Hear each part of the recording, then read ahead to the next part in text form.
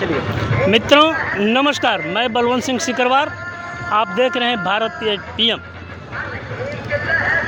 मैं मौजूद हूं आज पटना के गांधी मैदान में, और पटना के गांधी मैदान में हम चाहेंगे अपने सहयोगी से कि ज़रा एक बार नज़ारा दिखा दीजिए।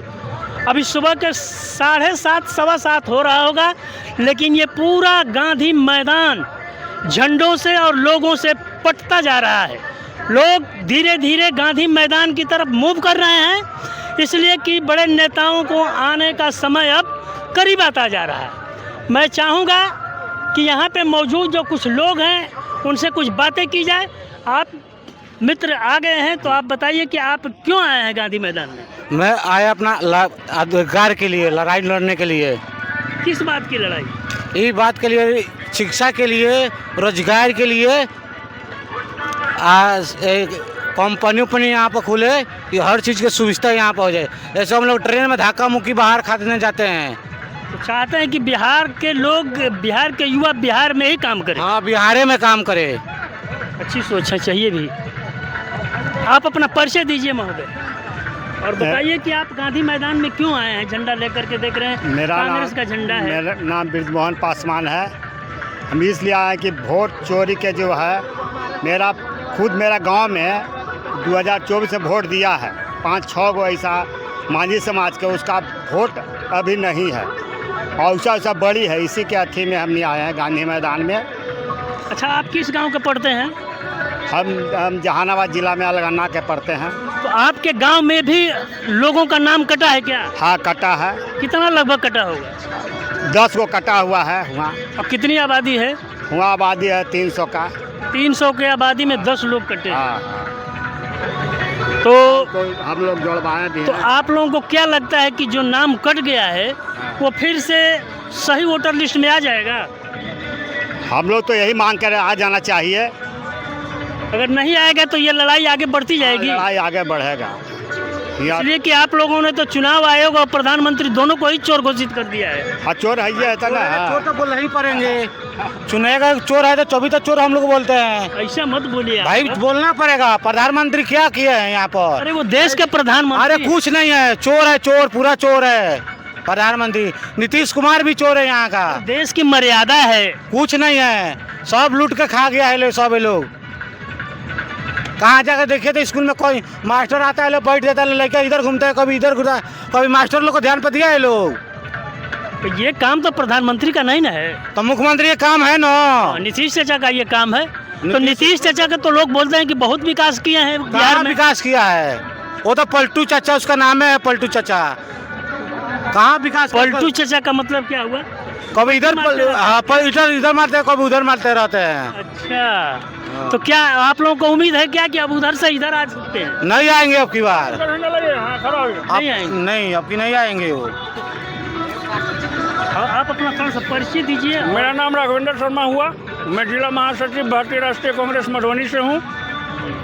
हम लोग यहाँ आज वोट के अधिकार के लिए, जो जिस अधिकार का हनन किया जा रहा था चुनाव आयोग और भारतीय जनता पार्टी के द्वारा, उसके खिलाफ में हम लोग आज पद यात्रा में आए हैं। कैसा वोट का हनन हो रहा है? अब जैसे मान लीजिए एक मकान में 800 वोटर, एक मकान में 250 वोटर, और मेरी पत्नी का स्वयं नाम 2024 में था, 2025 में काट दिया गया।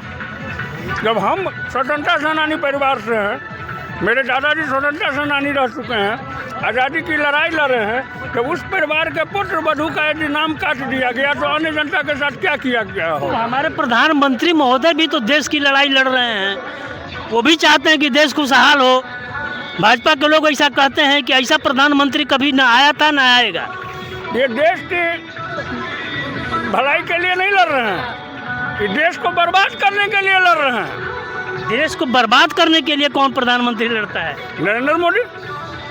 तो अच्छा ये बताइए कि वोट चोर आप किसे मानते हैं? नरेंद्र मोदी, इलेक्शन कमीशन, ये लोग वोट चोर हैं। दोनों वोट चोर हैं। आज भारतीय जनता पार्टी के कार्यालय से चुनाव आयोग संचालित हो रही है। ये कितने बड़े शर्म की बात है भारतीय लोकतंत्र में। विश्व का सबसे बड़ा लोकतांत्रिक देश, जहाँ का चुनाव आयोग का संचालन भारतीय जनता पार्टी किसी पार्टी कार्यालय से हो रहा हो, ये कितने बड़े शर्म की बात है पूरे विश्व स्तर पर। ये तो दिल्ली में बना हुआ है, उनका अपना अलग कार्यालय है चुनाव आयोग का। तो एक चीज़ बताइए आप, हम चीटी काटते हैं चुनाव आयोग को तो फरफरी क्यों जगता है बीजेपी वाले को? ये सरकार उनकी है तो सबकी देख रेख करना उनका जो है कर्तव्य बनता है। वो तो आपको भी कोई चूटी काटेगा तो उनको कष्ट होगा। चुनाव आयोग भी उन्हीं की है। हाँ बिल्कुल है, देश का हर संस्था हर लोग उनका है।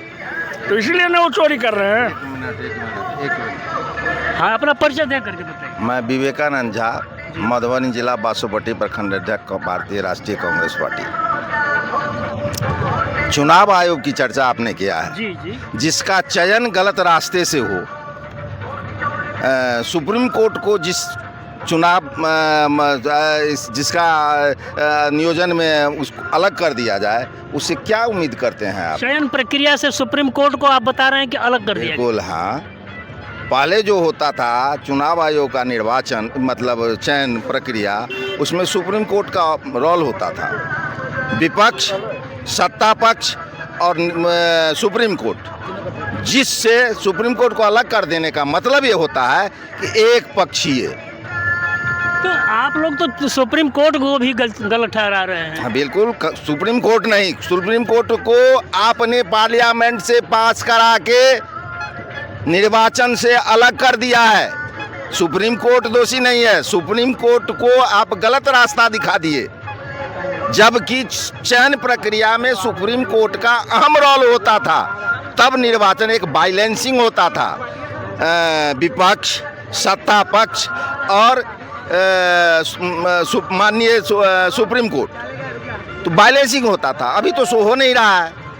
आप क्या कहते हैं, पार्लियामेंट से पास करा के गलत रास्ता अपना के चयन किए हैं, जो बिल्कुल गलत है। तो उससे उम्मीद क्या किया जा सकता है? सच्चाई का, निष्पक्षता का? ये तो संभव ही नहीं है।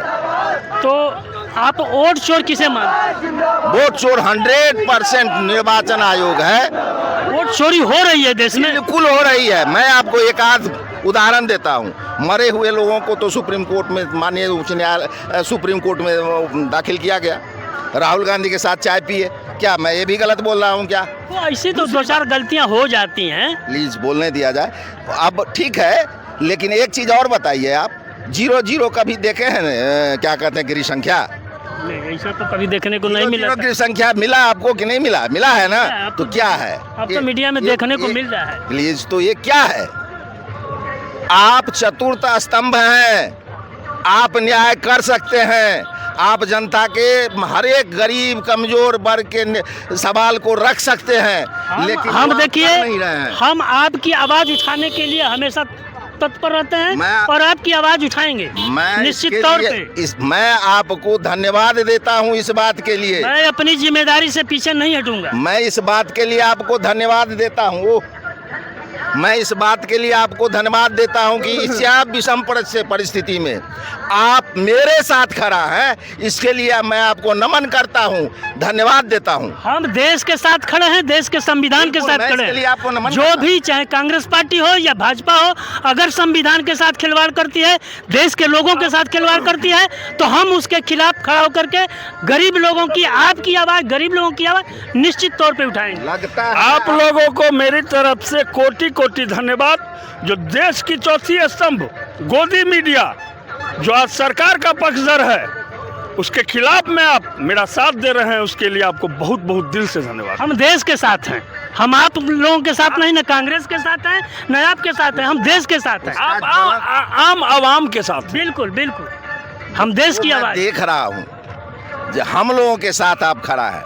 लेकिन धन्ना सेठ के जो 46 गो न्यूज चैनल सिर्फ अडानी का है, दिन रात मोदी मोदी मोदी, उसे जो बच जाता है तो बाबा रामदेव। इसके सिवा कुछ नहीं मिलता है एक भी न्यूज चैनल में। टमाटर कहीं भी नहीं मिलता। पाकिस्तान का टमाटर, जो पाकिस्तान में 150 रुपये टमाटर, अपने यहाँ 100 रुपये होता है, तो साला कोई न्यूज चैनल। पाकिस्तान की टमाटर से हमको क्या लेना देना है? वो तो जाकर के उनसे पूछिए।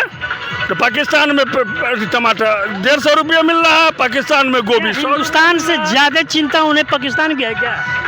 पहले हमारी चिंता होती थी, अमेरिका की बात करते थे मनमोहन सिंह के समय में, और कितने शर्म की बात है तो नरेंद्र मोदी के समय में हमारी तुलना पाकिस्तान और बांग्लादेश से हो रही है। ये तो शर्म की बात है।